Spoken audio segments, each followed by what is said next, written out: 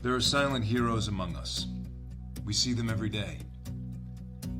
We see them on our way to work, at the grocery store, at the gym. They could be our neighbors, our colleagues, our friends, our parents. These are the people that have lived lives we know very little about, that have overcome challenges and obstacles we couldn't even imagine, and have learned great lessons through their struggles that, when shared, have the power of changing other people's lives and ultimately bringing us all closer together. Collective Conversations, Everyday Heroes, Extraordinary Stories is an opportunity for us to hear those stories from those silent heroes. Hello and welcome to Collective Conversations, Everyday Heroes, Extraordinary Stories. My name is Joseph Nicholas Massey. I am the host, but more importantly, Angelo Sisco is our next guest. Angelo is not only a phenomenal human being, I really enjoy talking with him. Every time I talk with Angelo, I learn something new. He's like a continual truth, wisdom bomber. It's just how he rolls. He's not a small talk guy. He goes deep quick, which is what we did. We were on a call on this session for about an hour and 45 minutes, but it went like that. Ton of wisdom, amazing stories. Angelo has been living the hero's journey, and I think you're going to walk away with things that are going to resonate with you as well, stuff that we can all relate to. Not only is Angelo an awesome human, he's also a very successful businessman. He has built and sold many businesses, and now he works with CEOs and founders, helping them find their way through their business journeys. So stay tuned. Thanks for showing up, and I'll see you next time. So we're rolling here. It's good to see you, man. Pleasure. Yeah, likewise. I really do appreciate you agreeing to do this, man. I know you're busy guys, the holidays, and so thank you. You know, buddy, I just want to say this. It's my pleasure. And I reject the idea that I'm ever too busy for people that I care about. No such thing. Dude, it's like, doesn't even cross my mind. Just so you know, my pleasure to be here. But here's what blows me away. And this is why I don't know, there's some part of me that just craves what you give. And I mean, look, we click. I know you pretty well, but not really well. We've never actually met in person. Yeah. But what compelled me to continue to want to just connect with you is that spirit that you have, man. Like, for you to say that to me, it's like you have this gift. There's something about the way that you see people that lets them know how much they matter.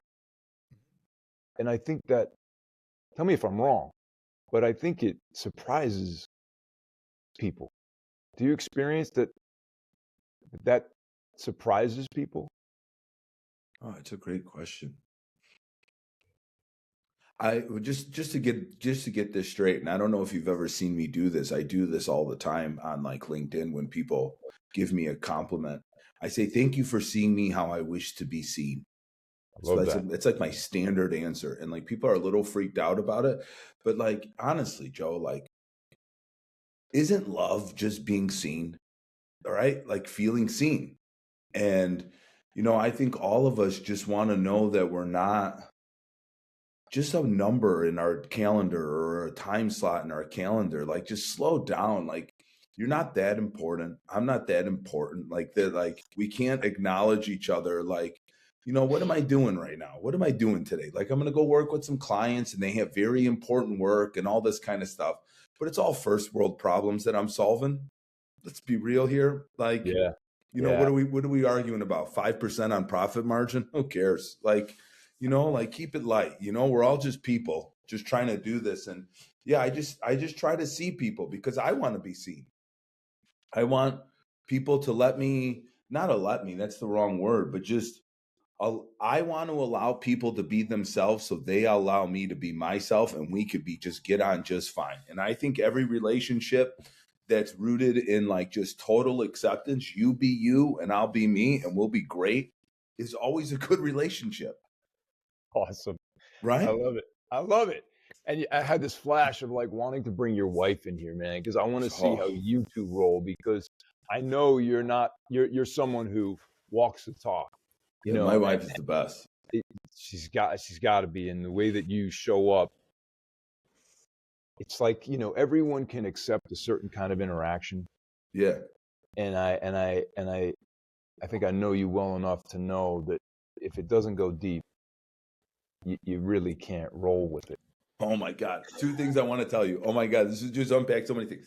All right. So really quick, I know you don't know my wife, but I will try to explain my wife in a song lyric. Okay. There's a song by a guy. His name is Terrence Trent D'Arby. It's one of my favorite love songs. At least it reminds me of my wife. And the song is called Holding On to You. And in the song, he sings this beautiful poem about a woman, but he says, in an emotional mist, she breathes in fog and breathes it out as garden flowers. And there's something about my wife. Like, remember, like in the 80s and 90s when you used to go to bars, they used to have the smoke eaters. Yeah.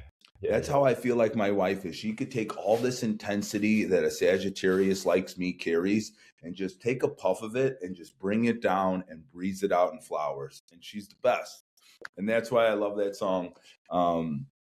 And that reminds me of her. Now, what was the other thing we were saying? Well, it's hard to remember anything because I'm caught on that. Now I want Yeah, to talk. that's like my wife, bro. Like 100%. That is Rocio Sisco. Well, no, Just that you. First of all, now you opened up a whole other thing that I want to talk about, because I do believe how you do anything is how you do everything. That's why I said like your Yeah. relationship with her must be really special. We get married every year. I love it. I do a Just surprise wedding ceremony every year. She never surprise. knows when. Surprise So wedding you like ceremony. She never knows it's coming. The only thing she knows she knows when it's there, because I eloped with Rocio in South Africa, in Constantia, a vineyard in South Africa in 2017. None of my family was there. I was there doing seminars, teaching people the business of running a gym. And I was sitting at a table. We were already engaged. I was sitting at a table the night before, December 2nd. We were sitting in this beautiful house in Cape Town that they rented us out because it was the second time I went there. And so it was the second time. When you got a speaking gig the second time, you're like, okay, I could do some demands, Marker. I get some shit here. So I go, yeah, you're flying my fiance out and you're putting her up too, by the way. Okay, or I'm not coming. I'm not going to be in around South Africa for 2 weeks. So she came. We're sitting at this big table. Now, the guy that I went with, my dear friend, is this gentleman named Jason Leiden, Joe. And Jason Leiden is from Milford, Connecticut, East Coast guy, Milford, Connecticut. Now, when I was building my CrossFit gym in 2011, November 2011, 2010, I opened. Now, when I already had enough business from like my personal training clients, but I didn't understand the class model very well. And I saw this video of from CrossFit of this guy in Milford that was absolutely killing it. So I messaged him at the time from my AOL, or no, I messaged him on Facebook, and then I emailed him from my AOL email. I mean, this is how much this dates me. And he started teaching me, he started writing workouts for me, and we would have these long conversations about like writing workouts. And then one day he invited me to go to his gym, and I didn't even have enough money. God, this is so crazy to say. I had enough money to fly to LaGuardia. I had enough money to rent a car, but I didn't have enough money to get a hotel. So I slept in a Volkswagen Jetta at the truck stop to go see him. And he would just teach me all this stuff about running a gym. And I would go out there, and then like I still didn't have money. And it was a long joke because he never knew about this for years.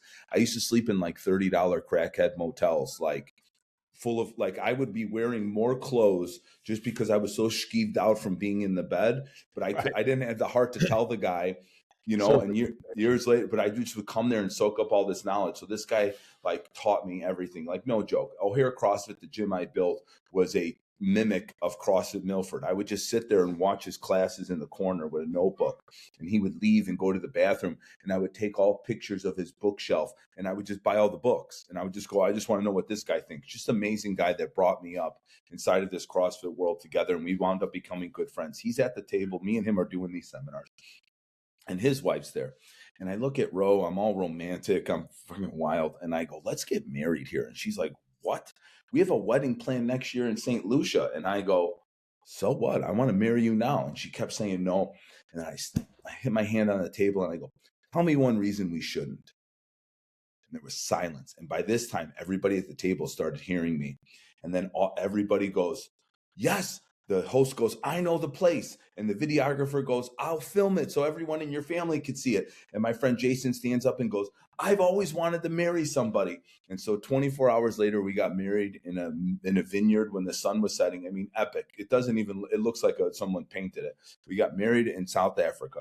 Now, sure enough, 2018, we had our wedding in St. Lucia with like our family, maybe 25, 30 people. And I'm at the bar just hanging out at the party, at the reception. And somebody comes up to me for a joke and it's like, what are you going to do? Get married every year? And I go, it's a fucking grand idea. It's a grand idea. Thank you so much for bringing that to me from God. And so every year I surprise Rocio. We've been married in a church. I became friends with a Lutheran pastor that came to my gym. Because for years, Joe, I grew up Catholic, and so much of the Catholic religion, at least from I remember, is sit, stand, do this, bad boy, bad girl. And it's just like not the version of God that I like. I was a rebellious kid. Like I used to go do all that. I did all the sacrament, but I mean, I was getting in trouble all the time. The deacon would have to pull me aside every class.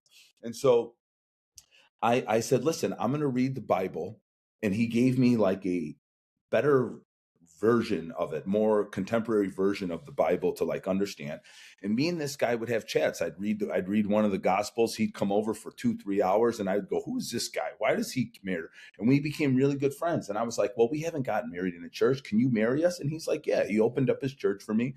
And one time she thought we were going out to dinner for my anniversary. I go, "Hold on, we got to make a stop." And we got married in a church.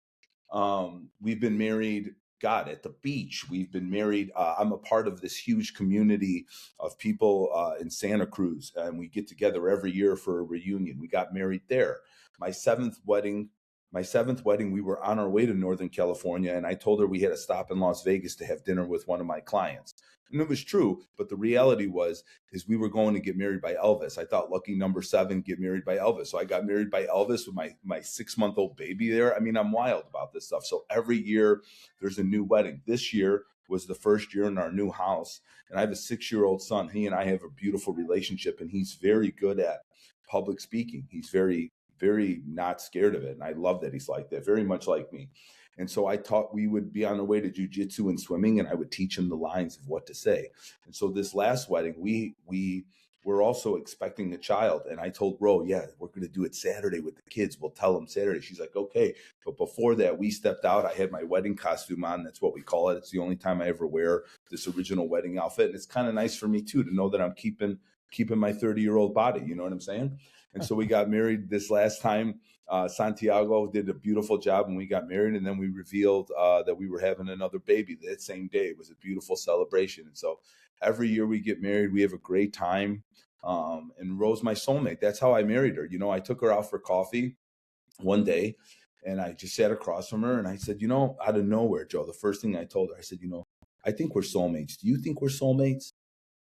And she didn't say anything, and she just got all weird in her face and everything. And that kicked off our relationship. And then we went on our first adult date in January. We got engaged in July. We got married in December, and that's my love. That's awesome. So wait, what was the weird look in her face? Like, was it that no one had ever like asked her that, or she had never even considered that, and she was like, "Oh, actually, maybe we are." Like, all right, I'll give you deeper context. Me and Rocio went out on a couple dates in like 2012 and 2013. We went on a couple dates, and we had a great time. But she was looking for something serious. And at that time, Joe, this was the first time I had muscles, a six-pack, and abs. And I wanted to make up for all the years in high school and in my early 20s that I didn't get laid. Honest. Call me whatever you want. And how old were you at this point? I was like 27, 28. I was making money. I wanted to Yeah. go out and sling it, call me a That bad track. guy. I wanted to experience that, You're right anybody that's on par, man. yeah, anybody that's overweight knows what it's like. You go to the pool with your tits hanging out. If you're a guy, it's embarrassing. And now all of a sudden I'm the man. I wanted to feel that. Okay. Yeah. I didn't get it in high school. I wasn't a varsity jock. I worked my whole life. Okay. I was doing that. And so I told her flat out, and she really respected me, and we stayed friends. She wound up getting in another relationship, and she had a job at Chase Bank. Okay. And she was a banker at Chase Bank. And I was terrible and still not the very best, but I've gotten much better with like spreadsheets and data. Not my game. I'm an intuitive feeler guy. And so I said, listen, I could use somebody to help me at my gym do all this, do all my reporting and stuff. And I was like, and she hated Chase Bank. So I told her, I said, come work for me. So she comes work for me. She's in this long-term relationship, and she gets out of this relationship. And I went to a retreat that year in 2016 that completely changed my life. I met this woman, Anat Perry, this beautiful muse of a woman that helps you revisit your childhood and figure out what you learned to be and what you really are. What was the difference? It was very trippy. Like, what'd you learn from your dad that you still do, that you don't realize you're just playing your dad? Or what'd you learn from your mom that you just realize that's not you, you're just being like them? And people are doing this all day unconsciously, but this was a 3-4 days in a Southern California house where I figured this stuff out. I came back, I was a new man. I mean, I remember this so much, Joe. During this retreat, I cried. Probably my first real cry of like my years of life. Okay. And I remember it was like the morning, and I cried, and I couldn't even stay awake. I went to sleep for 14 hours. I passed out. She's just like, don't worry about it. I understand what you're doing, what's going on. Cause I was like sleeping when other people were professing their life. And I go, I'm not trying to be disrespectful. I just have nothing left in my body at this moment. I had such a release, like crying to me is face coming. I'm sorry if I say that poorly, but like it's a face orgasm. That's what crying is, like when you really have a good cry, it's such a release. So I went to sleep. I came back from the retreat. I had all my employees in my office, and I said, listen, guys, I went on this retreat. It was absolutely amazing. I know it's hippy dippy. It's woo woo. You may not be into it, but I will pay for anybody that wants to go. All you have to do is pay for your flight. Rocio was the only one to go. And when she came back, she just smelled different to me. She just like smelled like a different woman to me. That's when I said that to her, and that's what kicked off our relationship. It was a work meeting that I said it. I think that's why she was so shocked. But it was just something so alluring about her that I just had to say it, and that's what kicked off our game. Wow. Okay, so it wasn't this, friend introduced you, you went out on a date, and it was this journey that you were on, which I love, is like a journey of real truth. Like, listen, babe, I'm at this place where I'm just I'm ready to rip. Yeah. I'm not ready to settle down. You were out front, honest. She respected that. You remained friends or friendly. Yeah. And then by the time you were ready to settle in, she was there. Right there. And so, that kicked us all off. And we have a great marriage. I just think I grew up, my dad was in jail. My dad wasn't a very good husband. My dad grew up in a world where the husband's job was to provide money and beatings to the kids when they were really bad. I mean, that was really the extent of what my father has never changed a diaper. Like that's the kind of men that I grew up in. You came home and you sat on the chair while your wife did all the work, and then you waited, and that was your life. I mean, as long as you paid for things, you were a good man, and that's my dad's reality. That's his baby boomer reality. And I didn't want a life like that. I think that I like Bonnie and Clyde relationship for marriage. I want to know that I'm going to go in the bank and rob it, and you got the car. That's how I like marriage. I don't like it. You're my slave. I think that is so boring for me and demeaning for the partner. Like I like Bonnie and Clyde. I'm going in to rob this thing, keep the car running. Like, here we go. Like, that's how I like it. And she's all about it. She's super ready. Fun. Seat warmers are ready when you get in. If it's cold, because Chicago's, really cold. She's got a coffee ready for you. The best. She's got the route already planned out, how to get away. Like, she's right. Yeah. That's what I like. I want to party with my wife. I don't want to. I think that a lot of men that I grew up in, they save their partying life for not their wife. And I'm like, well, what is the point of doing this? You doing all this release and she doesn't get it at all and you don't get to share it with her. What a shameful life. And so, yeah, I have a and vice very versa. fun marriage. Yeah, it's Right? both And of vice them. versa. I see women with their girlfriends, having this great time, and then it's like, oh, I got to get home. And guys, when they do that, I'm like, what? I can't. Doesn't relate. I can't. I don't understand. Yet, no judgments. It's Yeah. just I've tried that, and that I want. I love how you just you. Here's another reason why I want to continue to talk. You have a way of pulling together exactly what I've thought or thinking in a really clear way. Like that's perfect. Like Bonnie and Clyde. Maybe Yeah. you just helped me nail it down. So now it's gonna happen. I'm Yeah. ready for That's my what you Bonnie. want. You want to do that. Like, to me, that's great love. Like, that's fun. That's like building a life together. So, yeah, my wife is so fun. She's my favorite person to party with. I tell her she's my ultimate friend, not my best friend, my ultimate friend. And yeah, we have a great life, and I'm so grateful to have that. I think if I didn't have that type of stability at home, I couldn't go out in the world and create what I do. 1,000%. That's great. All right, so you shared that, and then we're going to go a little deeper on this, if that's Wherever you okay. want to go. I know you're good Oh, with you that. said the deep waters. Okay, the deep stuff. I remember now what you said. Okay, Yeah, I'll give you a you have little. to be in a relationship where that's Yeah, part of that's it's not even a tolerance. It's like an eagerness to do that. yeah.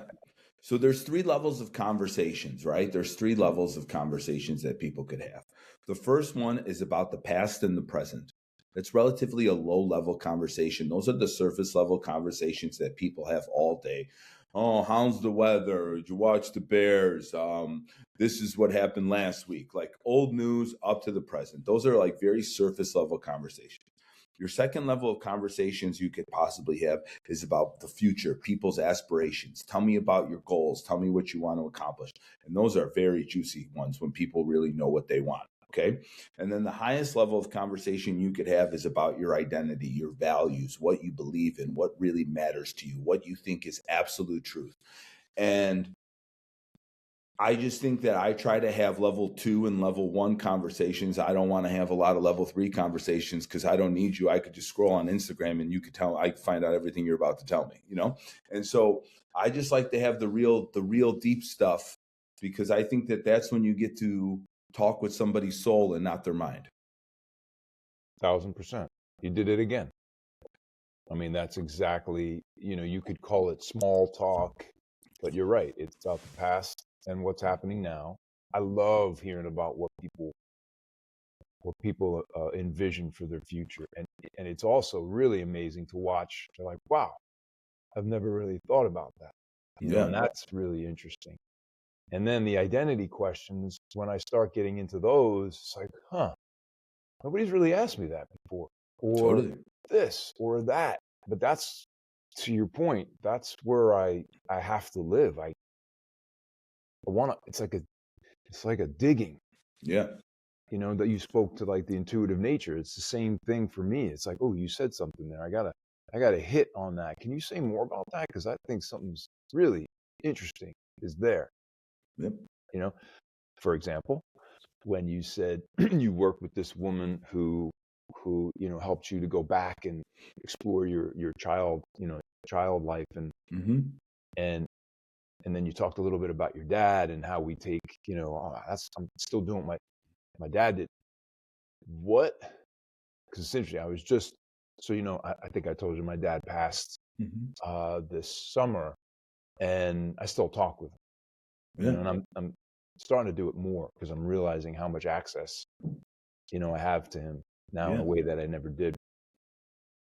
And it's really interesting to identify what I did take on of his that I'm so glad I did, Mm-hmm. that really enhances my life. And then there's things that are generational Yeah. that don't serve, Yep. So I'm really interested to hear, what did you identify? Because the way you described your dad, you're very different. Sure. So when did you identify, wow, I'm pulling this into my life and I don't want to do that. And what was it? And how do you start letting go of that? I know that's a lot, but I'm interested in that.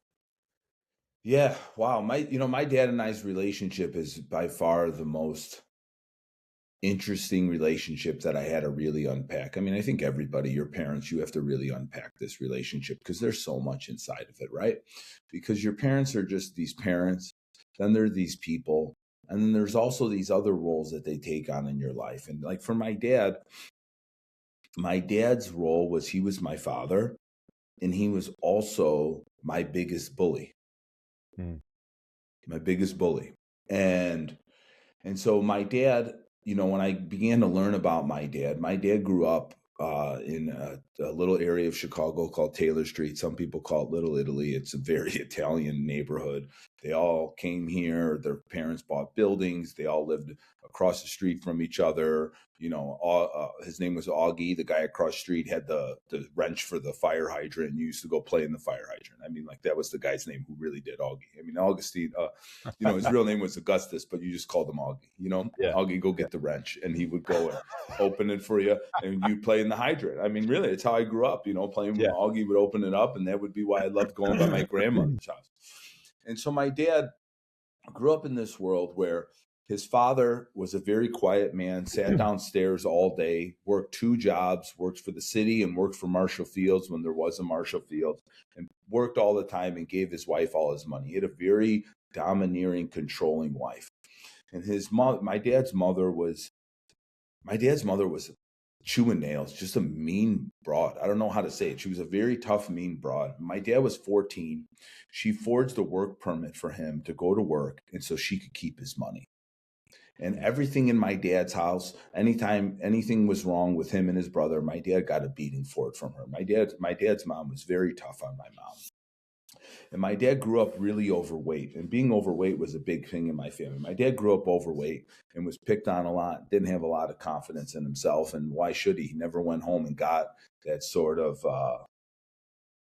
what's the right word? He never got reinforcement at home that he was great.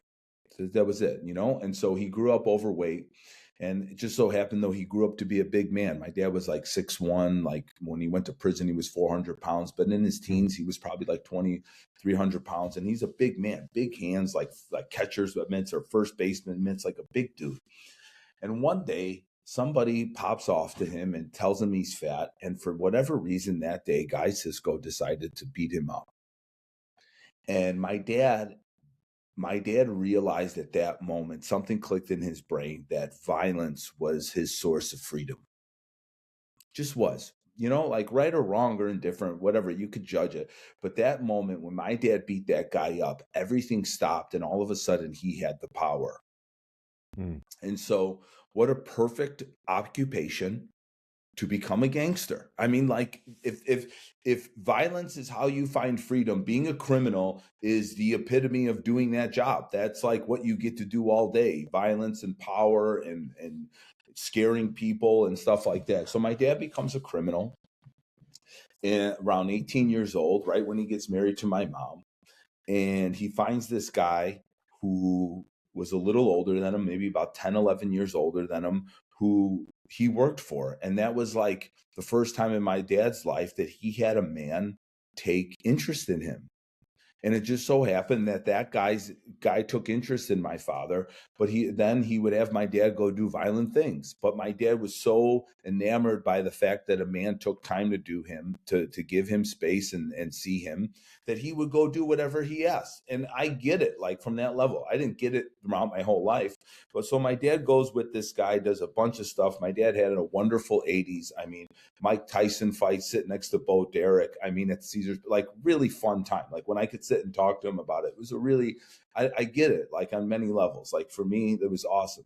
My memories of my dad before he went to prison when I went to kindergarten. My dad's memories are very scattered. I remember my dad not being home for a couple days, and then just passed out on the living room floor, like out for 2 days. And no one ever said anything. My dad would put his jeans on the dining room chair. My mom, when she needed money for groceries, would go in his pants, grab a few $100 and go to the grocery store. And that was my life. And she never said, Guy, where were you? Why weren't you home? Whatever. It was never even like thought of. And then August of '89, he gets arrested. He's supposed to do 15 years. He winds up doing 11 because he went in some program, and he's in federal prisons all over the country. Oh, back up one step. The only thing my dad ever took time to teach me was violence. So when I was 5 years old, we would have a house. We used to have a house and boat in Lake Geneva. Lake Geneva in Chicago, Joe, is like the Hamptons. It's like you're doing it. Okay. It's like you're doing it. Okay. So we would go there. Now, when it was raining, my dad was still so fun at the time. Like when it was raining, my dad would just go, screw it. I'll go get us a hotel room at the hotel, the Abbey, and we would go swimming all day. And this one time it was just me and him, and we went swimming. And these like 3 kids came and picked on me. And I didn't do anything. I was a little boy. I just didn't do anything. I ignored him. But this drove my dad crazy, right? All his epiphanies of life were running through him. He was full of anger and just thought that I was going to grow up this way that he did and feel all this pain. So when these kids went to the locker room, Joe, my dad pulled me out of the pool and made me follow these kids into the locker room. We go into the locker room, and my dad walks me up in front of the kids, and he told me to hit one of them.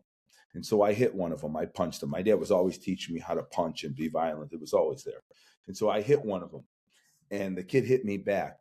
And I looked at my dad, and my dad said, don't stop. And I wound up beating up all 3 of these kids. And it was one of my dad's crowning moments. I mean, the man still calls it an epiphany moment for me. And I was 5 years old, whatever. But this is what it meant to him. So I beat these kids up. That was one example. The next example, my dad comes home one day with 2 Louisville Slugger White Sox baseball bats. One was Harold Baines and Carlton Fisk. They used to play for the Sox. My dad comes home and he brings me these wooden baseball bats. I'm a little boy. I mean, all these memories are pre-kindergarten. So I was still 5 years old or less.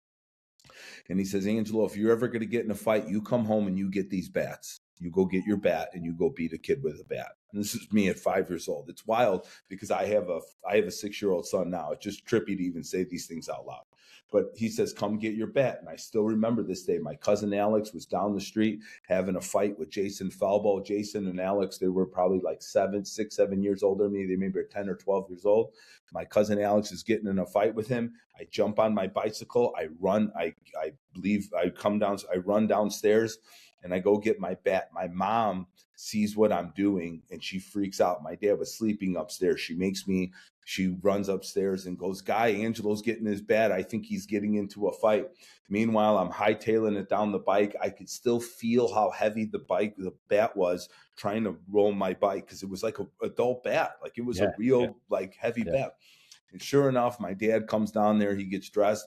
And what does he see? He sees me hitting this kid with a baseball bat and was so proud. I mean, just like enamored, a proud moment of my father. And so but what my dad ultimately was trying to teach me was to stand up for myself. And my dad, for all his faults, Joe, my dad had wonderful lessons. He was a lazy teacher. Okay, that's it. Like my dad wanted me to stand up for myself, and he just couldn't think of a way to teach me that wasn't just crazy violence. And so it took me so many years to unpack these stories and understand what the essence of what it really was. And not that he just wanted me, and maybe he did because he didn't understand really what he was trying to bring home. But this is the kind of life that I grew up in. And so my dad, I love him now. I mean, I have so much love for him because if I change him, I change me, and I would never want that to happen. And so, yeah, he just was a lazy teacher. And then when he went to prison, he was 400 pounds. And throughout my childhood, I was very overweight. I was overweight till I was 25 years old. And it hurt my dad so much that I was overweight because he thought that I was going through life, people picking on me. And it was true. I would get in grammar school, Joe, I got suspended every year of grammar school except second grade for fighting. So we had this rule in my house. If someone called me fat, I could get up no matter where I was, no matter what was going on. I could get up and I could punch him and I could fight him and I would never get in trouble at home. So I was, somebody would call me, yeah, you're a fat slob. Yeah, no problem. And I would just walk up in the middle of class. Teacher would be teaching English, and I would just hit a kid. Didn't matter. And because I knew that I went to that's his principal's office. And then when my dad would call that week from prison, that I wasn't going to get grounded. So I didn't care. And that was like my life, and I grew up that way, thinking that that's how you were, just very reactive and things like that. But underneath it all, it also gave me a lot of guts, because I don't care, like when people talk about like, oh, public speaking or going to meet new people or whatever, I'm just like, dude, what are you worried about? If worst comes to worst, you just beat somebody up, you'll be fine. And so I don't care. I just go into anything like that. And so I want to use that in training. Yeah, don't worry. You just beat somebody up. Worst comes to worst, somebody's really mean to you, don't worry about it. Wait till the day is done, go by their car and give them a fucking slap. I bet you'll feel better. Right? And just like knowing that you're willing to go to that depth allows me to be just so relaxed, because I don't care. And so, as crazy as maybe an unprofessional as that thinks, but like that's real truth to me. And so that's the kind of relationship I have with my dad. So he goes to prison. He's 400 pounds. He's in Michigan at first, or he goes to Chicago first. They have an MCC down here. Then he goes to Michigan. He's still overweight. And then he goes to Atlanta for a little while, still overweight. And then he goes to Virginia and meets a guy that like gets him to start walking. And sure enough, my dad starts walking, then he starts running, and he starts working out. My dad loses 200 pounds in jail. Wow. And knew half his body. I mean, like half of a human gone. Okay. And that's 200 pounds. You could just imagine. So he's this real fit guy, and he sees me getting overweight, and he just doesn't know how to explain to me in a way and tap into his emotions, how much that really hurt him. So what he did was he was just really hard on me for being overweight. It was like all the time, just like you eat too much, and like just mean to me, and like telling me I need to get a job and earn money. I got my first job at 10 years old because he said I needed to make money, and just was very stressed about money, stressed about a wife that never had a job, that went to work. And he took all that energy and just put it into being really hard on me. And I had to grow up really fast. But honestly, Joe, like all of that lessons, that's what I really call them now, is lessons, were just helping me be who I needed to be now. I'm 42, and like I think I have a lot more to myself because I've been running in the streets, taking care of myself since I was 10 years old. Like I have such an advantage. Like most people who you could raise your hand and say, yeah, I've been in the workforce for 30 years, are in their 50s. I was 40. Like I've just done it. And so, yeah, it took a lot of time to unpack that, a lot of therapy, a lot of working on that stuff. And then once you could just really find the gold in those lessons, you could release the other parts because you're just too excited for the gold. And that's what the retreat ultimately was. That's huge. Wow. I have to say, because I think back to my childhood as you were talking, and I was also overweight. Yeah. And I used to get beat up. And not only was I overweight, but I was like, if I was a kid today, I'd have some sort of 3-letter acronym anxiety disorder. Like I was a scared kid. So that was like a perfect target. Yeah. And I didn't fight back. Yeah. Because that's not the kind of household, it wasn't about fighting. It was like, oh, you keep your hands to yourself. Yeah. That. And looking back, and now that's why I'm the opposite with my son. Like I got him into wrestling as soon as possible. Yeah. I had conversations with his mom about what's fair game, what's not. Yeah.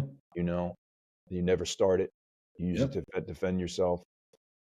All that to say that I think I'd rather myself, my son, any young boy or man, to err on the side of being too much. Yeah. You want to be dangerous. You can, a little bit, because you can reel that back. 100%. Like you said, and when you're a little kid, you're not hurting anybody. Yeah. You know what I mean? You're not really going to break someone's jaw when you're, 5 years old, but you start setting a precedent for yourself and for other people. Because, you see it in the movies. All it takes is one person to stand up to the bully, and that guy's like the king. Toast. Yeah. So I appreciate that, and I can see how that served you. Yeah. My son Santi, 5 years old, he had to start jiu-jitsu. I just sat down with them and I said, listen, you're a big brother. You're a boy. I'm not always going to be here to defend you. You have to know how to do this. You don't have to do it all the time, but it's something you need to know.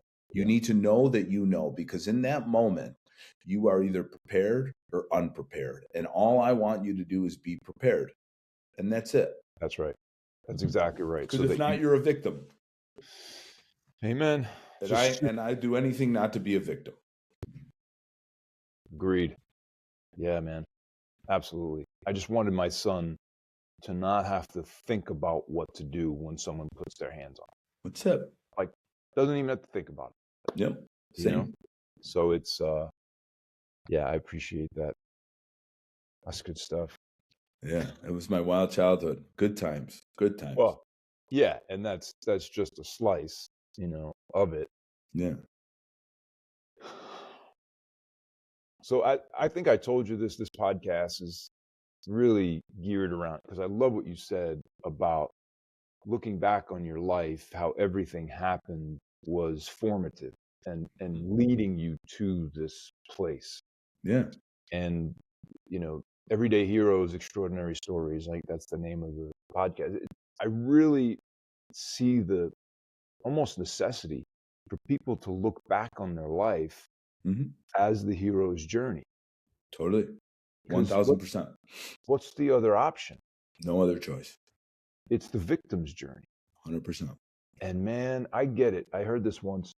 I think, yes, a child can be a victim. I'm sorry, a child can be victimized, but you cannot become a victim. Yeah. Once 100%. You do that, you just start a cascade of a very, very difficult life. 100%.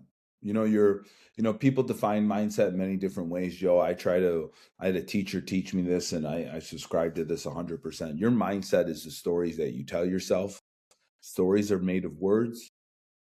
Change your words, change your stories, change your reality. Amen. Amen. That's what I focus on. Those stories could be the best thing that ever happened to you or the worst thing, and you got no choice. Make them the best thing, buddy. You got no other choice.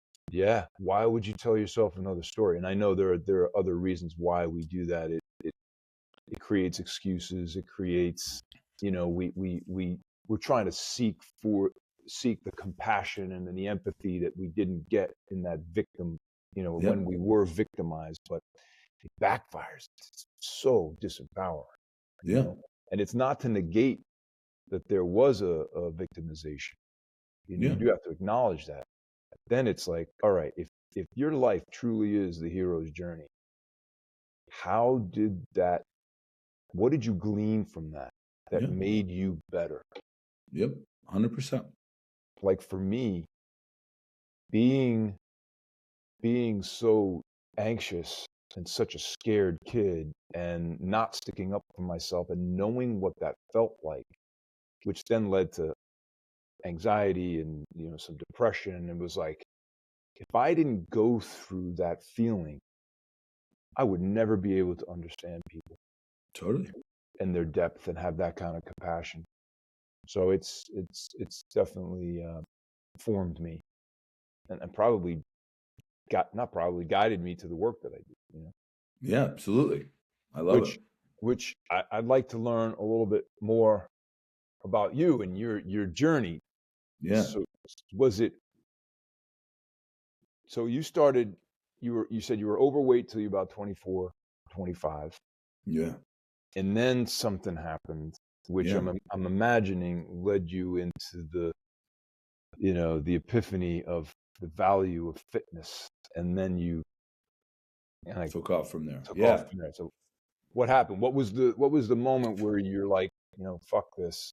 Yeah, fun story. So I was an entrepreneur since I was 17. I never thought I was going to work for somebody and have a regular job. Growing up in my house, my father really preached to me like having someone be your boss was the worst thing on planet Earth. He used to tell me, I don't care if you have a hot dog cart, as long as it's yours. Like that was like my dad's thing. And so I was never, and I still am not. You have to invite me to do something. If you tell me to do something, there's something that goes off in my belly that just doesn't feel right. Like if you invite me, I'm in. If you tell me go do this, I'm like, yeah, I'll give you something to do. And so I started my first business at 17. It was an absolute disaster. It was a pizza place. I had no idea how to run a business, but hey, I did it and everything. Now I'm 21 years old. And, I'm trying to rekindle. My dad came home, took me for my license. So it was the end of 99. He missed all the 90s. So I'm trying to rekindle my relationship with my father and try to make something. And my father loved motorcycles. And my father, God bless this man, he just doesn't have much empathy to be like, oh, I want to bond with you. Let's go do what you like. He's the kind of guy you got to go do what he likes, like growing up, like I tease my son all the time. I go, growing up, buddy, we watched what my father wanted to watch. We never got to pick anything. I'm watching Trading Places, The Godfather in the early 80s. I'm not watching fucking He-Man with him. Good movies, by the way. Yeah, fabulous movie. I'm watching that with me. The reason I say Trading Places to people because that was my first set of boobs, Jamie Lee Curtis. I was so grateful. Wow. That was like my invitation into women. That's oh funny. my God! I think so Halloween was when I saw her. That was the first. Anyway. Yeah, Jamie Lee Curtis and Apollonia. Those are mine. And Wow.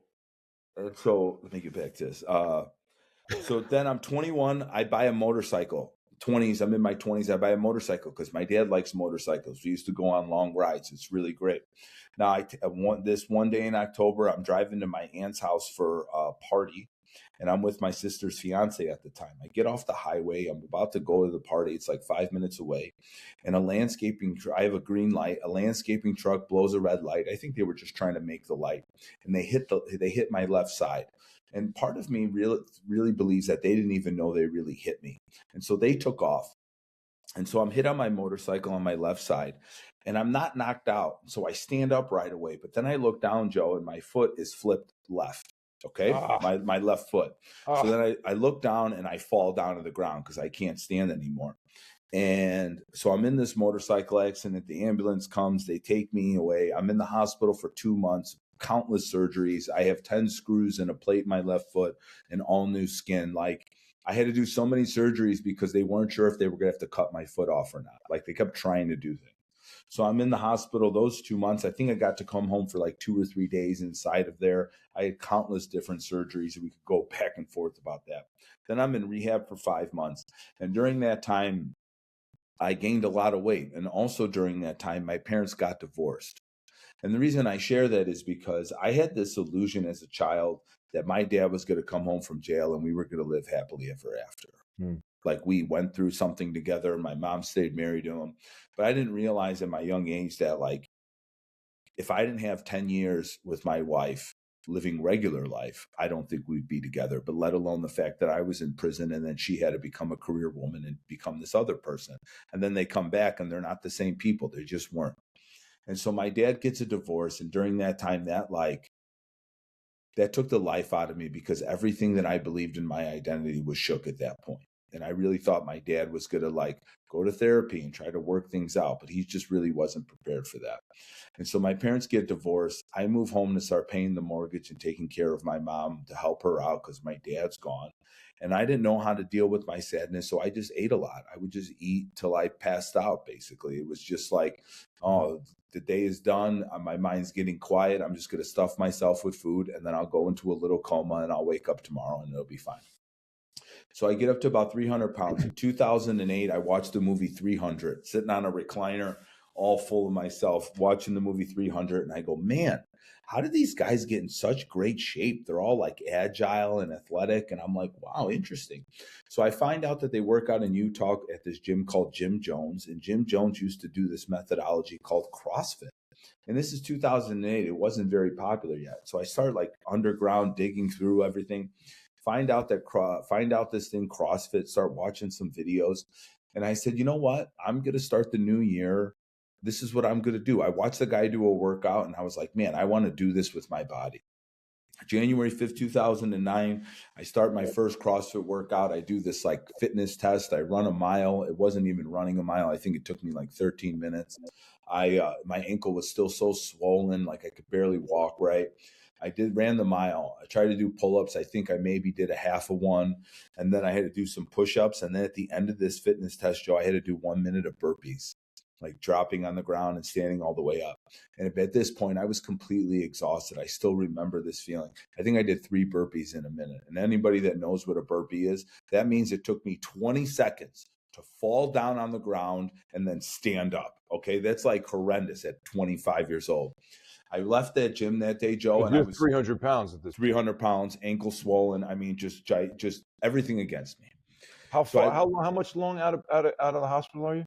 Probably 3 years. It took me 3 years. I got to 300 pounds. I had very little to do. I had little businesses, but they were knick-knack businesses. I had another business at that time too that was selling. I had food trucks that sold pizza outside of clubs and bars in the city of Chicago. I had like 2 trucks, 4 employees. I mean, it was a nice, fun gig. And anytime I wanted to go hit on girls, I would just go and sell pizza. It was just like doing the same thing anyway. And so I did that in my early 20s.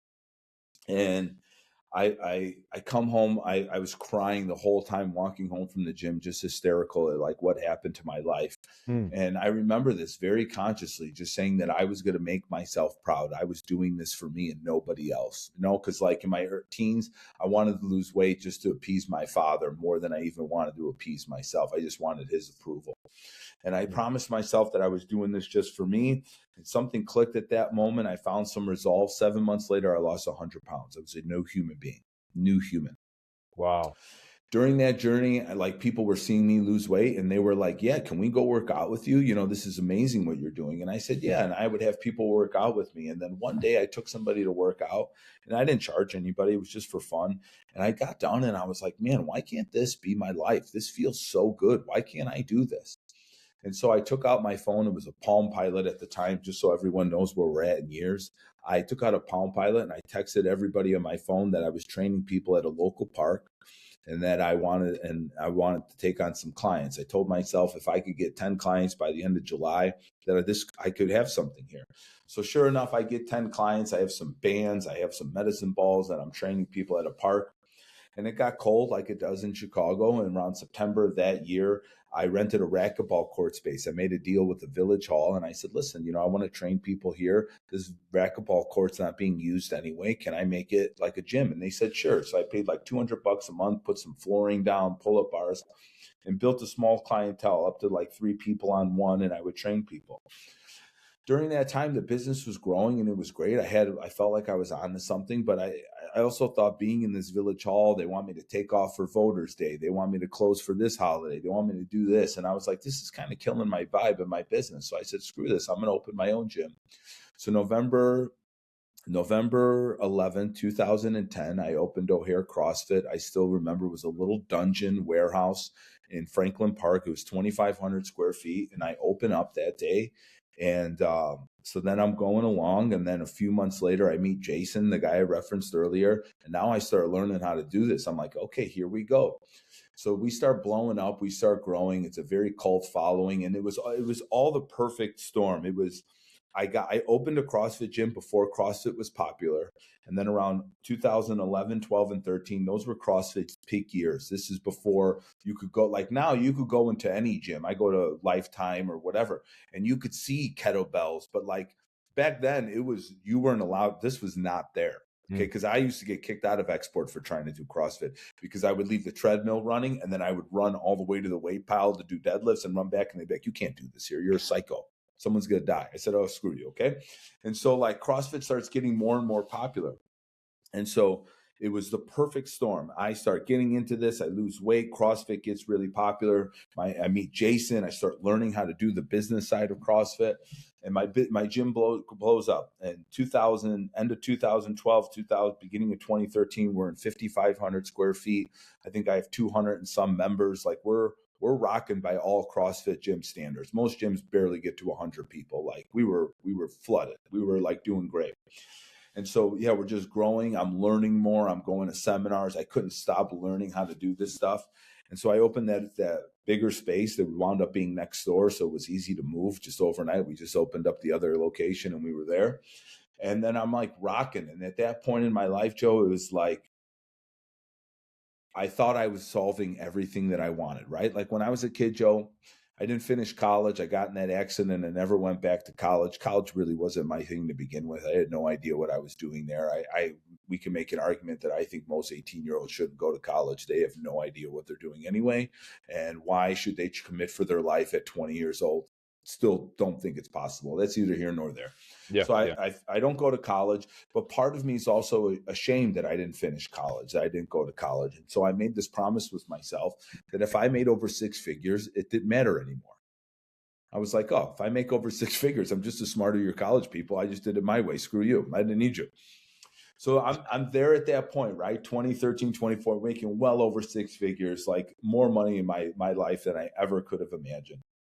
And 2014 comes and we grow, back up. So I grew like 80%, 275%, just astronomical growth. And I got a little full of myself. I thought we were going to go, I thought I was going to be on a heater like that forever. Like, why wouldn't I? Now, how many years is this now? I had 2.5 years. Okay. Like right away. This was like, I didn't have to wait long. First O'Hare, smaller one to this, it's about 3 years. 2.5, 3 years. Okay. So I start growing, we're rocking and rolling. Then 2014 comes and we only grow 25%. Now back then I didn't understand that 25% was still amazing. I thought it was absolute crap. So what did I do? I turned into a complete victim. I was so mad. I was so disappointed. And I was like mean to my employees. I would shit on them. It was their fault, right? Total victim. Then I was mean to my clients because you're not referring me to enough people. Very, very salty person. And I tried to find out everything. What's wrong with my sales? What's wrong with my marketing? What's wrong with my operations? I would tweak everything, just trying to figure out what it was wrong to turn this heater back on. And I just got so exhausted. I read this article one day that EQ is more important than IQ. And I said, well, I don't know what this EQ is. Let me figure out what this shit is. And at that time, I wasn't into like spirituality or meditation. So you had to come through it through another way to get me there. And so I read the book Emotional Intelligence 2.0. And in the beginning of that book, they give you a test. You take like self-awareness, self-management, relationship awareness, relationship management. Turns out I had low self-awareness and even lower self-management. I didn't know how to regulate myself. And I said, okay, we got to start focusing on this. And that really kicked off this self-actualization journey that I gave the name of it, alpha hippie. That's what I really want to be, is an alpha hippie.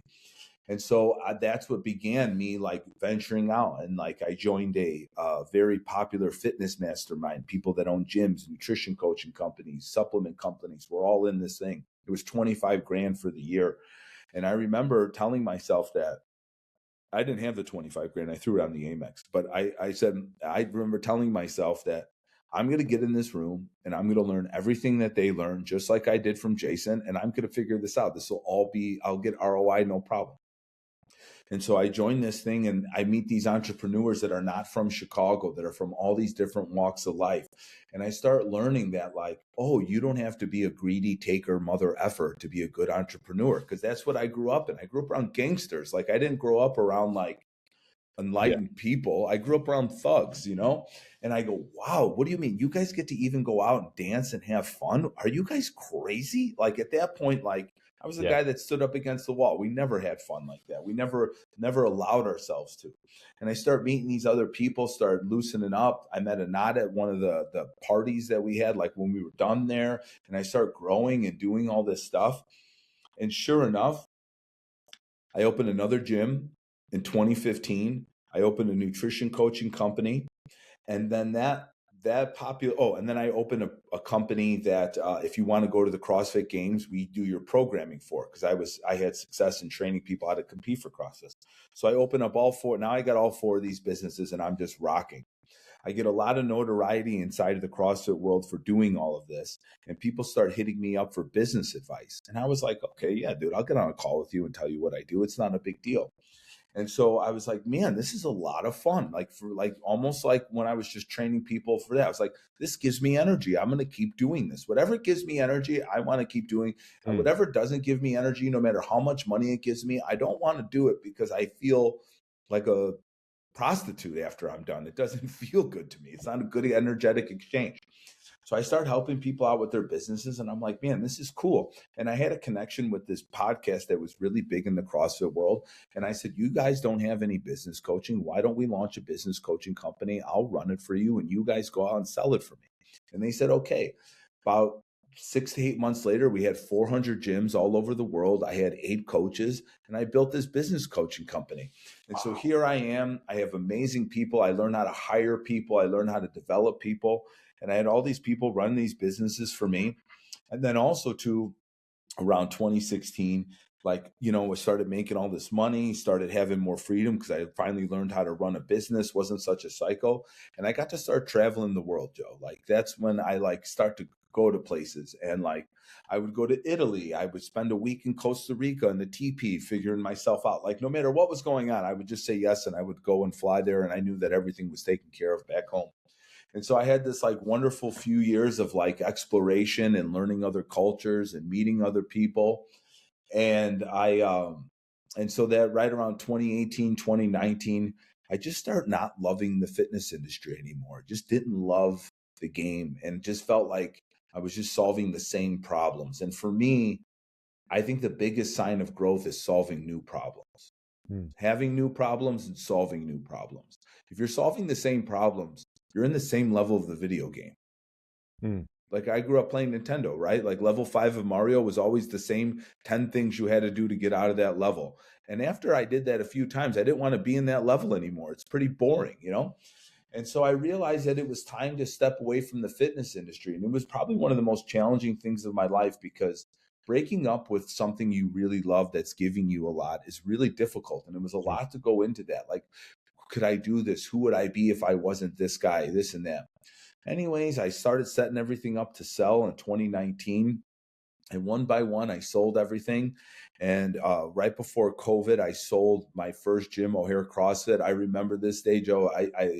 I got the paper sign, and then I went to the gym the next morning all by myself. It was really early, and I just played some really great music. I just sat in the middle of the gym, and I just cried and thanked this thing for all that she gave me, and told her that I had to leave her, and that it wasn't because I didn't love her anymore, but because this was as far as you could take me at 30. And I was in my mid-30s at this point. And I left, and I sold everything. And then I came home, looked at my wife, and we loved this town in Southern California. And I came home and I said, now I'm just coaching people. We could live anywhere we want. You want to get the hell out of here? And I had a 9-month-old son. It was the middle of COVID. And she's like, yeah. And I go, great. The day after Labor Day, I told her that day, the day after Memorial Day, the day after Memorial Day, we'll do that workout Murph with the CrossFit gym as my goodbye. And then we're packing up the next day, and we're moving to California. And she's like, what? And I said, yeah, we're doing it. And then so the day after Memorial Day, we packed up my family. I sold one of my cars. I took my car. I got rid of so much stuff, enough to pack it in my wife's little Toyota RAV4. And we did a 2-week trip touring the country, visiting my friends. And then we landed in this little town in Orange County called San Clemente, my favorite town in all of America. And I rented a house 10 minutes from the beach. And so I get there, right? And so wild to say this, Joe, I didn't even have a place to live when we left. I was just negotiating places while we were driving there. And it took me a little longer than expected. I had to live in an Airbnb for a month before we found a place. But sure enough, July, we found a place, and I rented a house real close, and just picked up my business coaching practice there. And when I was down there in California, I had access to these people. Like when you're walking around Chicago, you meet people that are entrepreneurs. But like in California, you meet people running $30 million companies. You could throw a rock and hit somebody in SoCal, because that's where they are. Yeah. And so I meet this guy. His name is J.R. Simich. And J.R. is a founder of a company called Vive Organic. It's a little shot company. They sell these shots. And during COVID, their business was blowing up. And he had me coaching him and their founder, their CEO, and other founder, Wyatt. And I was coaching these guys. And then they connected me with Mark Rampolla. Mark Rampolla was one of their investors. He runs a VC company called Ground Force Capital. And he started Zico, the coconut water company, sold it to Coca-Cola for like $80 million and started a VC firm. And I was coaching him. And then I was coaching all these other guys that he knew. And I just got access to like bigger level of business. Before then, I never worked in anything above 8 figures, maybe 10 million, but nothing 50, 60, 70 million. So I got to start working with these guys on like acquisitions and like building this company really fast and like all this great stuff, and had a lot of great experience there. Spring of 2022 comes around and something hits me that like, we're kind of done in California. We really enjoyed our time there, Joe, but culturally, the people there, I like Midwest culture. Midwest culture is very much about community and people. Mm-hmm. And California culture is very much about yourself. Nothing against California. You call it whatever you want. This is just my observation, but it's a one-player game out there. And I like to play, I'm the people's champ. I like humans. You know, when I have a problem, the first thing I think of is who can help me, not how I could solve this. What do I need to do? The first question I answer is who, because I don't think I know everything. And so we decided to come back to Chicago. I come back to Chicago. I have a dear friend of mine for 30 years. He's my brother, godfather of each other's children, best man, the whole 9 yards. I've known this guy since I was a baby. And so he has a company, and What's his name? His name is Dominic Didiano. All Italian guys I hung out with, okay? And Cool. So my friends growing up were Dominic Didiano, Pasquale Didiano, Antonio Ponticelli, and Tony Fiasci. Those are my homies, okay? And I'm still friends with all of them. They're all glorious people. Anyway, so he has a company, he has a business, took over from his dad. His dad opened like one pizza shop. He took it over from his dad and bought a building that used to be a McDonald's. And he took this McDonald's and was like, you know what? I'm going to figure out how to sell slices of pizza in the drive-thru. And he figures that out, and it was the perfect storm because COVID came, and now all of a sudden his pizza business is open 24 hours selling pizza through the drive-thru. Now, my friend Joe, he's got big guts. I mean, I've never just like whatever. He just no fear. And so he doubles down on this pizza idea, and he goes from like 3 locations to 12 locations in like 2 years. Okay. And my friend is absolutely wonderful, but he tries to build the parachute after he jumps. Okay. And so he calls me up and he's like, you know, he knows I'm coming back. Not what you do though? Totally. We're both the same guys. Yeah. Okay. Same human beings. Yeah. And he calls me up and you know what? He didn't call me up. I asked him to drive. We were going to come back to Chicago. I said, listen, let's have a boys trip. Fly to California. I'll fly my family to Chicago and we'll drive and we'll have a couple of days. We'll stop in Vegas. We'll just have some fun, just cruising, me and you. When else are we going to do this with kids, you know? And so we're at a gas station in like the middle of Nebraska.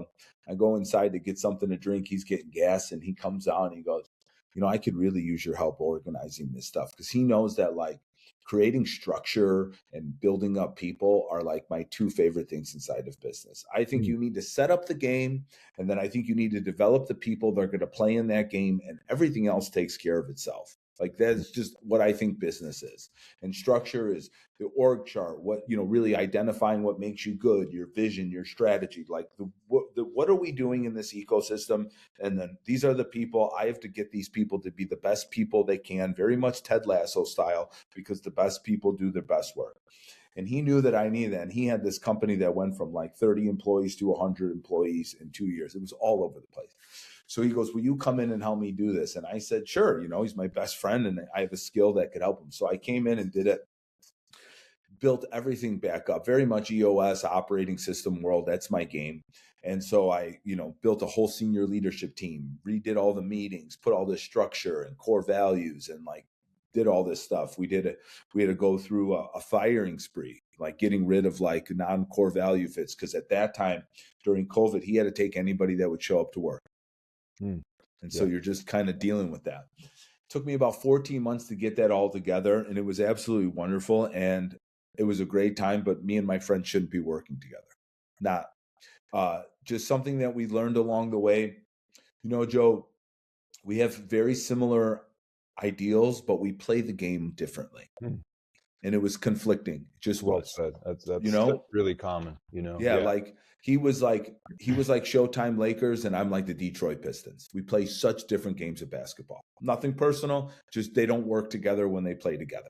Yeah. And so we agreed that. I built that. And then I said, you know what? I'm going to go and do this business operating system stuff. And it was such a great experience for me because I never had to fix a business that was broken because I always built mine from the ground up. I never had to come in and go, okay, what am I doing here?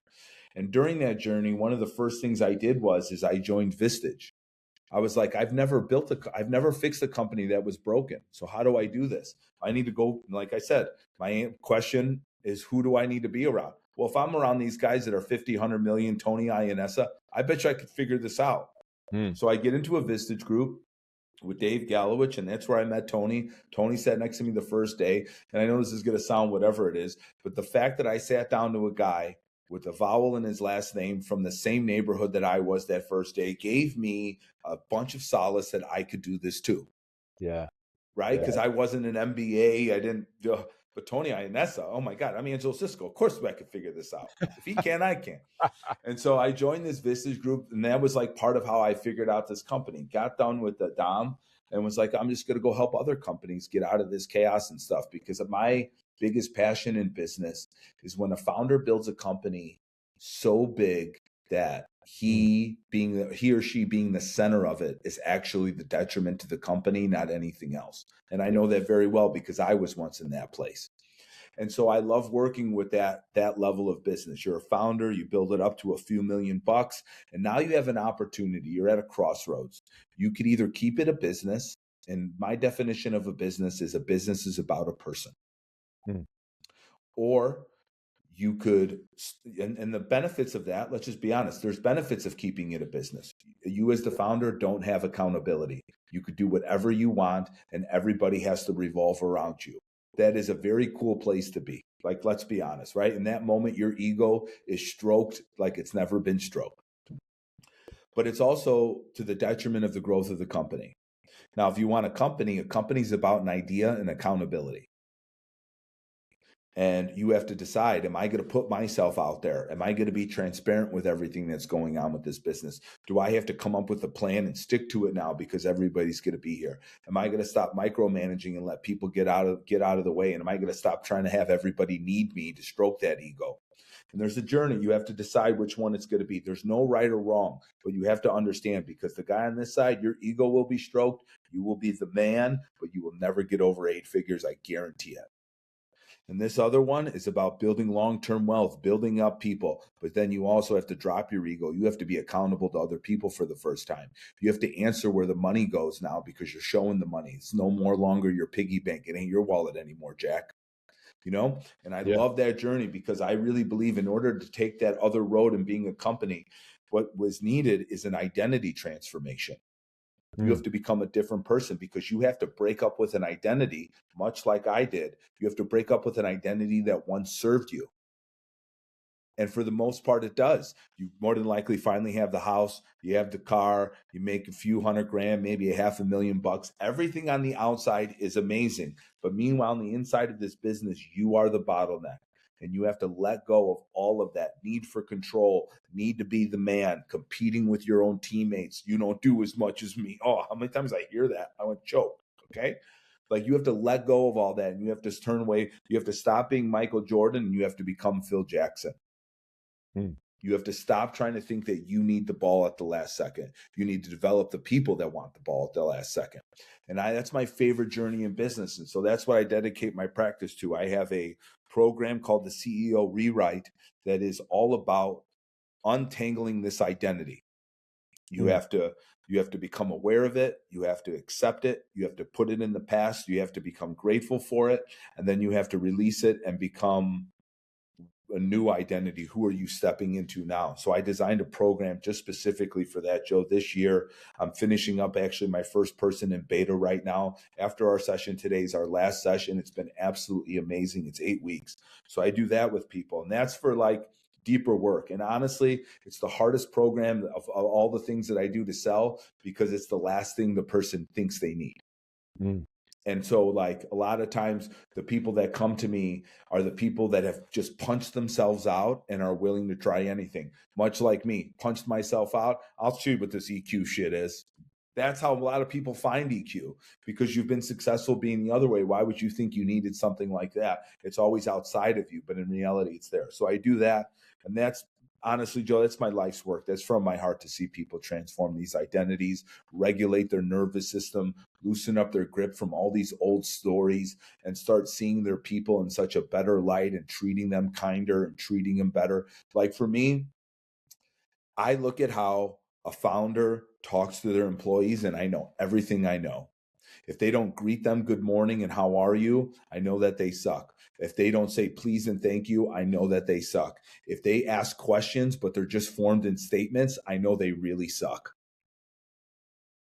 You know what I'm talking about? They're not, they're just like, blah, blah, blah, blah, blah. Okay, question mark, instead of can you please? Like, how long does that really take you in your life? You know, to see someone as not an object, but as a human being that you are trying to create buy-in from.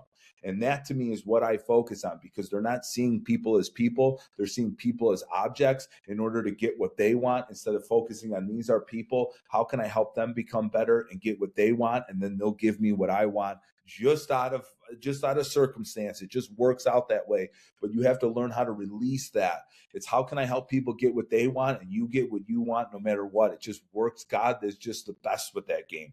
And that's what that program's about. And I'm super crazy about it. And I love it. It will be my gift to the world. I will speak about identity alchemy. That's what I call it, how to change your identity. You change your thoughts, because your thoughts create your words become your actions become your habits repeated become your identity. And most people are trying to change themselves with their actions and their habits, but the problem is that their thoughts are attached to shit stories, and so it doesn't matter what else you do, because that autopilot is always going to go back to that story that you're attached to. And so that's what that program is about, and just so grateful to have found that. Love it. Now, is that something you're looking to do as an eventual self study, or is that's going to be with you? Yeah, that's you. Great question. You know, I learned this method in 2016. A gentleman named Mark England was in the early stages of even developing the method, and I had the pleasure of working with him one-on-one before he took it national, and now he does it with other people, teaching them how to do the method. And I learned this method, and I think it's one of the most important things to be able to do is unpack your stories. And a lot of times people are like, well, what are your stories? Well, here's an example. Like, everything you think about without taking in information is a story. That's it. Everything that you are just thinking about, like how to brush your hair, is a story of how to brush your hair. It's just a story. It's not truth. It's just you think it is. But no one said you had to do your hair that way. No one said I couldn't just grow whatever 5 hairs I could grow on my head.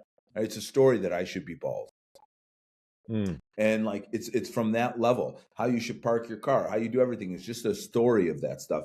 And not becoming aware of all the things that you are doing means you are living life unconsciously. And what winds up happening is that these stories are attached to when you were a child, when you were built on survival, when you were just trying to do it. And so these founder stories to get your business going have to be rooted in survival. There's no other way to do it. But when you're at that $3, $4, $5 million place, if you are rooted in survival, you are playing the game like you are. It's from scarcity. Yeah. It's rooted in scarcity. And so that's what this is all about, is not living in scarcity, which is ultimately living in fear. And no one wants to raise their hand. You know how many people I go, oh, so you're scared? I'm not scared. Yeah, you are. I know. Yeah. You are. I'm just not sure. I want to be sure that. Yeah. But what's the name of the method? What's the method? Yeah, so the program I titled is called the CEO Rewrite, and the method is from Enlifted. They do a program about this. It's called the Enlifted Method. Mark England's the founder, and it teaches you step by step how to unplug these stories and how to really downregulate your nervous system, learn about your language. Like, there's so much little language. That's the thing. Like, when people need to upgrade their language, you don't need to learn bigger words or bigger syllables. You need to learn the difference between soft talk and solid talk. This is like one of the key principles that I teach. So soft talk, Joe, is I think, I maybe, I should, I could, I would. Like, when you live in that world, every time you think, you say, I'll maybe go to the gym tomorrow. I'm thinking about going to the gym tomorrow. When you close your eyes and you paint that picture, you're painting a picture of ambiguity. The character in the movie wouldn't really know what he's doing tomorrow. Yeah. And you have to learn to speak solid. I will go to the gym tomorrow. Think about it. If I told you, Joe, I think I'm going to go to the gym tomorrow, I will go to the gym tomorrow. What does my night before look like if I say I think? It's general. You're probably not getting to bed well. You're not staying hydrated. You're probably not, like, I know when I'm ready for something because I get my shoes ready. I put my shorts out, like, Yeah. so that I can just, right. That's the difference. That's the difference. So the guy that will, he's going home at night. He's not eating too late. He's going to get to bed early. He's going to be hydrated. He's going to lay out his clothes. You have no idea what he's doing. And Yeah, I'll that's see how the I feel problem. tomorrow. That's right. And so he's writing a movie. He's writing a script for himself that is built in ambiguity. He gets ambiguity type results, and he's pissed off. But meanwhile, he just had to stop saying think and change it with I will, and it would change his life. And so there's a bunch of little word things that I go through with people and really teach them how to speak this, because abracadabra. Do you know what abracadabra means? Yeah, it's Hebrew, and it means something about a spell, like something about what you Yeah. say is what is true, something like that, right? With my words I create. Yeah. You're not pulling rabbits out of hat. This is a thousands-year-old saying that people understood your words create your reality. And so I spend so much time on that, and that's during that education of unpacking their stories, because then they could start seeing the light of them and understanding them, much like we talked about earlier. And then we go into specific stories that talk about their failures, because a lot of us have a failure. We put a scarlet letter on ourselves, and that's what this means about me. And I help them unpack that. Then I go into stories about successes. You would never guess this, Joe. Maybe you would, because you've worked with a lot of them. Most founders and CEOs could tell you their biggest failures, no problem. You tell me, hey, tell me your biggest wins, crickets.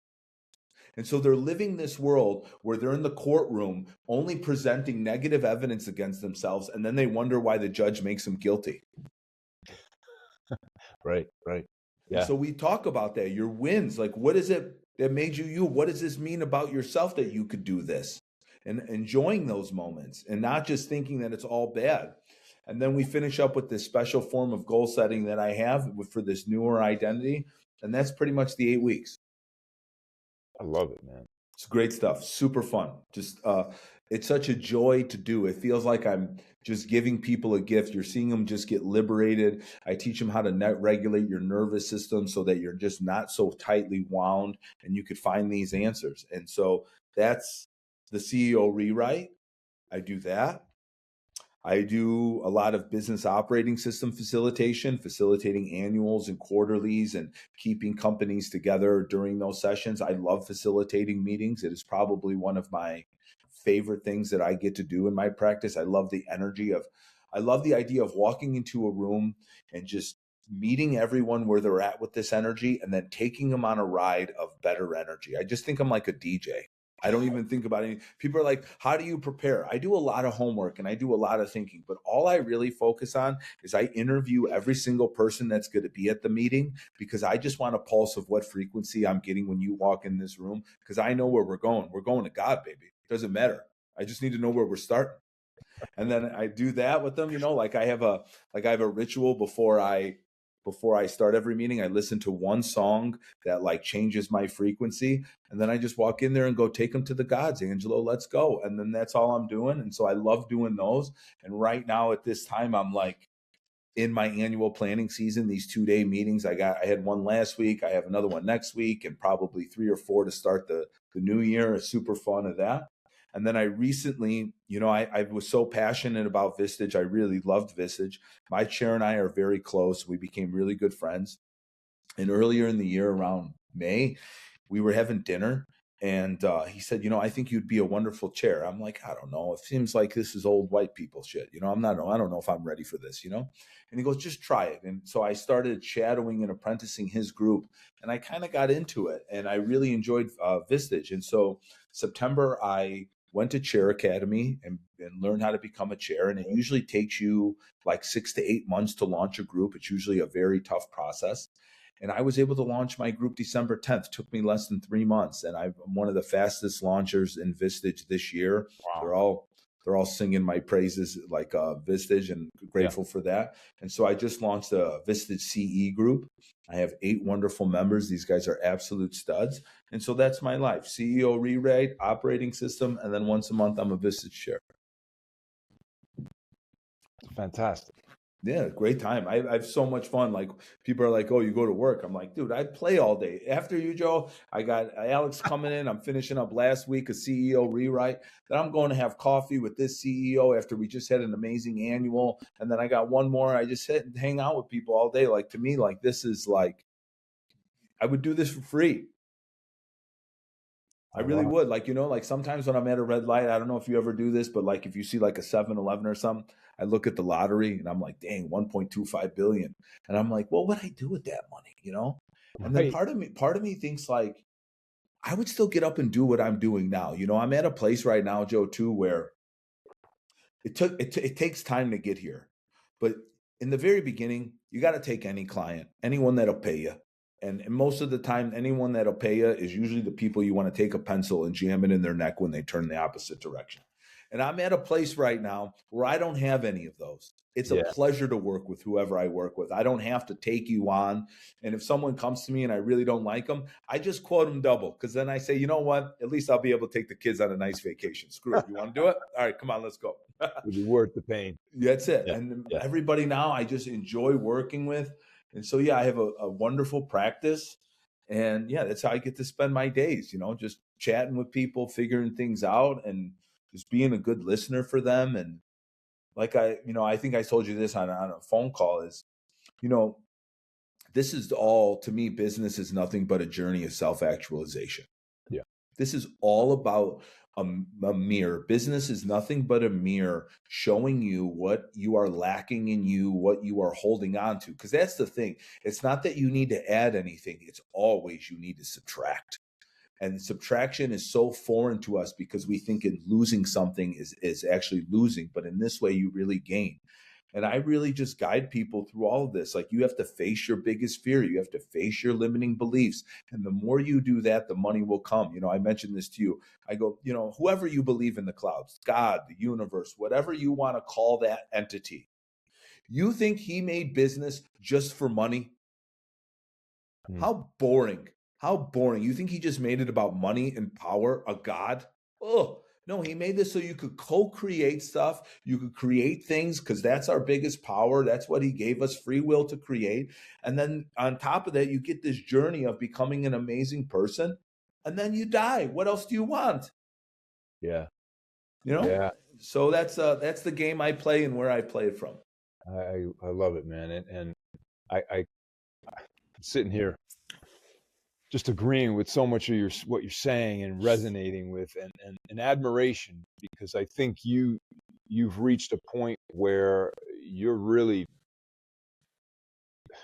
one of the things you do really well is you don't apologize for the language you use, and what I mean by that is there is and you haven't really said this word, and I wonder if you do, there is a spiritual, energetic presence to what you bring. Yeah. When we're talking about self-actualization, it's not necessarily what we can see and touch. It's the parts we can't. And you said, like, how boring, just to make money and power. And then you talked about growth. I also see it as the joy of relationships. I mean, that's the journey. Like, think about it. I know you get. I really love relationships. I have so many relationships, people all over the world, all over the country. I talk to people all the time. Till you love yourself, you can't have real relationships anyway. They're all transactional. They're all conditional. They're all built on some predicated fake walls. And so, like, for me, like, I want you to love yourself. And then I think it's so natural that you start loving other people because you see the greatness in you. And all of a sudden, your lens is the greatness in other people. But when you are living, I am not amazing, all you're looking at is how other people aren't amazing. Yeah. And that's their life. I feel so bad for them. My heart goes out to them. What a heavy life to live. Wow. And so that's that. So you go see, that's what I mean. So you'll approach a client with that kind of language and understanding, like internal creates the external, and go there. Yeah, this is all a mirror, buddy. And most Yeah. people look at the reflection instead of the object. Absolutely. Yeah, this is all just a mirror. It's Now, just them. is that part of the enlifted method? Is that, it's funny, you said, you're like a DJ. One of the things that has informed kind of who I am and how I coach is because I've been through so many modalities. Yeah. We talked a little bit about plant medicine, and I was going through a very difficult time in my life, and I was like, I need some kind of a vision quest because I can't get out of this. This is like an energetic thing. So I went and to the Amazon, worked with shaman with ayahuasca. Yeah. And it's funny, after one ceremony, I went up to the shaman. I'm like, you all are like DJs. They sing the Icaros, and depending on the vibration that they like, it either lifts everyone up or everyone's hurled. Yeah. Totally. So it's like I've taken bits and pieces from everything I do and have applied it into how I coach. What about you? Like, where did, because I know you're trans TM trans I do TM, transcendental meditation. Yeah, transcendental meditation. Yeah, where do you get this philosophy of projection and mirror? Oh, great question. Because I know it's true. Yeah. There's so much about not being a victim in the victim mentality that I have really studied. And I just don't want to be a victim. And I don't think people want to be a victim. Our egos make us be victims so that we stay comfortable and we justify ourselves in the moment. But I don't think it's a long-term win. So a lot of the Enlifted was about victims. I studied a lot of victimhood. I'm still one of my favorite books, if not, it's still in my bathroom, is Marcus Aurelius Meditations, which is such to me, anybody, like, philosophers are wonderful, but most philosophers in Greek times were just dudes sitting around in robes thinking all day. They weren't running an empire. No offense to anybody else, but like, this guy was really doing it, And so, like, I love the Stoic philosophy. I think that is such a beautiful way, an empowering way to live. Yeah, I mean, there's just so much into it. Like Jesus, to me, guys, break down Jesus: love yourself, love your God, like you love your neighbor. That's it. It's like, come on, it's two things. Just love. Okay, Yes. Get over it. Like, right. all the other stuff, come on, guys. Water and the wine, don't worry about it. Just pick those, run with those, and see where you end up. But a lot of like metaphysics stuff, I've been really chewing on a book lately called Reality Transurfing. It's a bit dense. Dude. It's 750 pages. I'm on my second pass of it right now. Pretty Really? dense. Yeah, pretty. It was Is it like written, a manual, it's a very logical, sort of metaphysical way. This was written by a Russian physicist. It's a little deep, but I'm on my second pass of it. I'm almost done with it again. And I like to just keep rereading things because, like that Bruce Lee quote, I don't fear the man that's practiced 10,000 kicks. I fear the man that practiced one kick 10,000 times. I just keep beating things into me. Like, I don't want scattered information. I just want to drill down and go deep into it. So I'm on my second pass of that. And I kind of made a little rule with myself that I think I'm going to read it for the next year. I just keep rereading it until it's all I really understand, until it's so baked in me. But I spent a long... What's it called? It's called Reality Transurfing, Steps 1 through 5 by Vadim Zalad. Yeah, it's a pretty trippy book. And I listen to it on audio while I'm reading it, so I could take it in both ways and underline and make notes. I'm one of those guys. Yeah. And just absorbing little parts of it every day. And but I read 30 minutes every day. And I started this practice, maybe 10 years ago. But like, for me, Joe, I wake up, I go work out, I meditate, and I read. And if I do those three things, I will do anything in the day from a place of a full heart and a full cup. And so I just make sure I do those every day. Yeah. Do you have days where you don't? And my question, like, that's kind of screaming at me here, is what trips you up? And then what do you do to, let's say, course correct? Yeah, great question.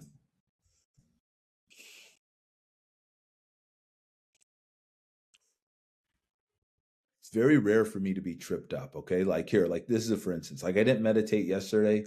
Saturday night, I went out to Elro and danced all night. And then I woke up and I had 45 minutes to get showered and dressed to go to my goddaughter's gymnastics. And then I came home and went back to bed. And so, like, I didn't do anything yesterday.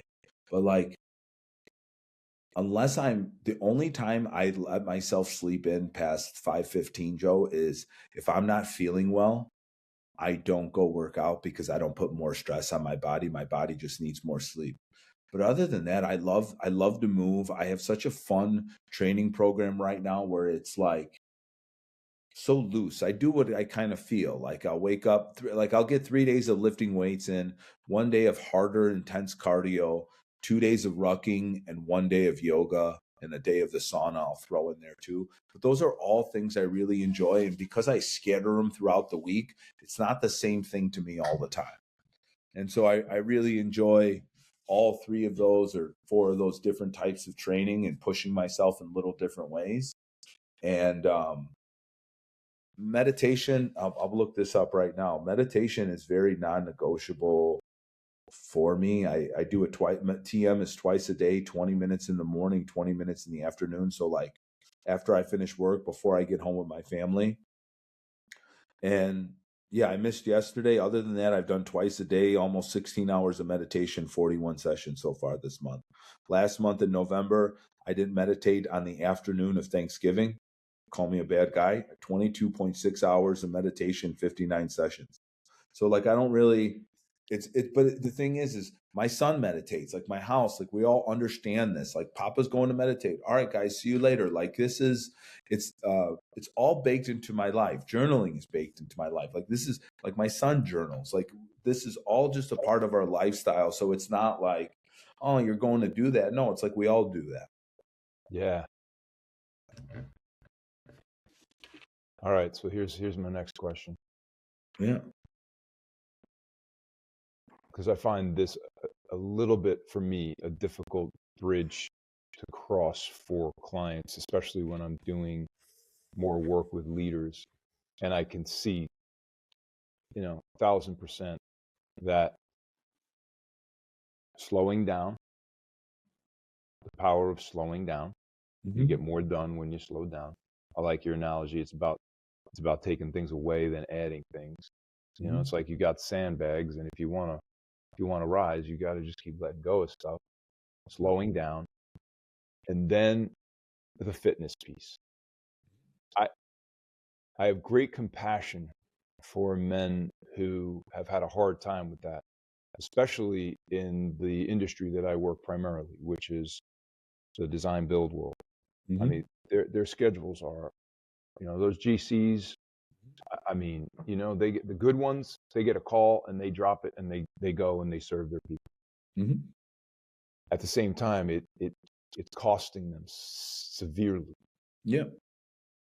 So, what's your recommendation for bridging that gap and introducing it without, because it's not everybody in the room. Yeah. You know what I mean? It might be 4 or 5 guys and ladies, without making them feel shame. Ooh, great question. All right, so here's how I frame exercise to people and fitness to people, okay?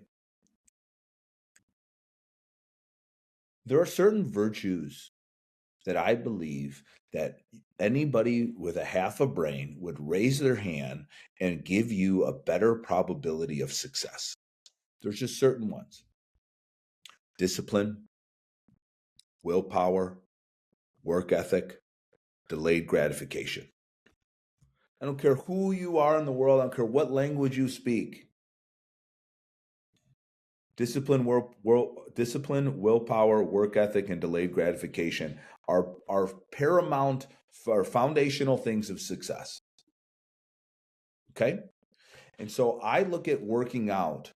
Do I like having my abs? Do I like being jacked? Yeah. But I ultimately look at it as That I get up and do those things every day guarantees me that I am that person that has those qualities. It's a virtue training ground. It just so happens that the byproduct is getting jacked. Like business is a self-actualization playground. Just so happens the byproduct is money. To me, that's what fitness and exercise is. I'm going so then I could look in the mirror and go, I have willpower. I could say no. I have discipline. I choose this. I could do things that I hate like I love it. I have work ethic. I could do things no matter how I feel. And I could say no to things for a long period of time because I could relish in a greater reward. That's what working out and eating right does for me. I'm so not about just the physical part. The physical part is that little second byproduct. But I want those virtues. Yeah. And I think a lot of people want those virtues. And I think they look at exercise like a punishment instead of a gift to gain those virtues. And I don't care how much time you have. You could hit the deck every morning and do 10 minutes of squats, burpees, and push-ups, and you will be in incredible shape. You could get a walking pad for your desk and never sit in a meeting ever again, and you will be in better shape than most people with those 10 minutes and the rest of the time walking. Yeah. And you'll have those virtues. Yeah, that's the big obstacle, and I've made some progress with that. The big obstacle is we just don't have time. Yeah, we just don't have time. I don't have time to do this, that, and the other thing, and then there's a whole conversation around that. But I just find it's very difficult for someone who's leading. Yeah. When you're a leader, your goal has to be to perform optimally. Mm-hmm. And how do you do that when you're not in the best shape you could be? Yeah. So I think it's directly linked to your responsibility and your performance as a leader. Yeah. Leadership is modeling. That's it. It's hard. That's what makes it so hard. People always want like a book on how to like do these tactics. It's just modeling. You don't have to change your tactics. You have to change yourself. 1,000%. It's modeling. It's just like parenting.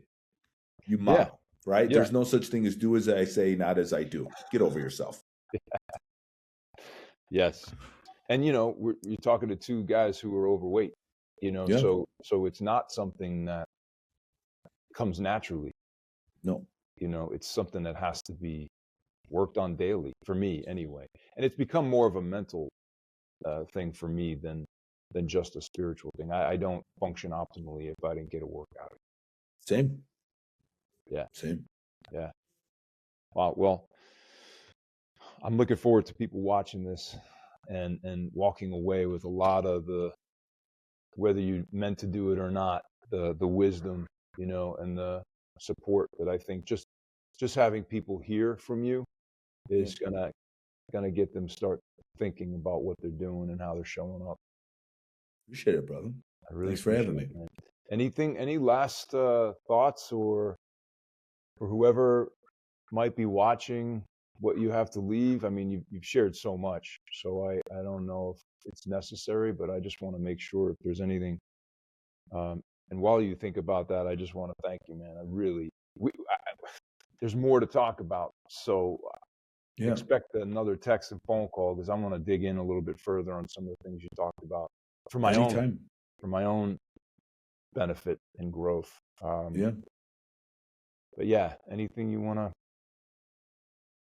This journey of working on yourself and looking at your stories and taking care of yourself is such a courageous journey. And I just want people to know that, like, if you want to be courageous, you go do this. This is what courage really looks like, not running from this and making excuses. That is the opposite of courageous. And so I wish everyone the courage to start going down this and doing this, because you will be so proud of yourself. And that's what this game is all about, being proud of yourself. And you will be so proud of yourself that you did it, because everything that's stopping you is just fear. Okay. So, and before when we say goodbye, don't hang up yet, because I want to keep talking here, right? Yeah. So, but what's the smallest thing someone could start to do to go down that next level of self-awareness. Oh gosh, great. Just the smallest little thing. Yeah, perfect. I This is think the already, easiest. This I is a think layup. already based on what we talked about, people are going to be like, ooh, but yeah, I'm just curious. Read every text message and every email out loud before you send it. Start reading it and really hear your tone and hear how you say things. Don't just blurt it out real quick. Read the message with tone and feeling and really start becoming aware of how you're coming off in the world. You will learn so much just from rereading those. I like that. That's pretty simple. Super simple. I wanted to give someone a layup. Just before you hit send, read it out loud and pretend that you were getting that message and how you would feel. Awesome. Sorry, man. I got one more question. Yeah, for sure. Because this is related to what you just said. What I find is, and I've seen this all over the place, but it's something I've experienced. You can only grow and expand and improve by the degree that you are capable of being honest with yourself. Mm-hmm. How would you recommend that begin? What's the Yeah, sure. what's the first thing? I mean, yes, reading your text message, I definitely think that's going to be like, whoa, that sounds, to take it to the next level of like, because it is the exploration of being honest with, right? If you can't be honest with who you are and how you're showing up, that's like a permission to play in the self-actualization game, you know? Mm-hmm. Well, I have two, so I'm going to give you a double doozy. Right. Don't take yourself too seriously and forgive yourself fast. You're just a human. Ooh. You're only part God, not all God. So give yourself some blame. That's awesome. Yeah. That's a surprising perspective, man. It is. I love that. We're all not that important. We're all just a blip in this we're a drop in this ocean. Don't care where you are. You're just a drop. So don't take yourself too seriously and forgive yourself because you're just human. Awesome. Yeah, Thank you, brother. Pleasure. All right. Great. Thank you so much for having me. Yeah, my pleasure, man. Thank you.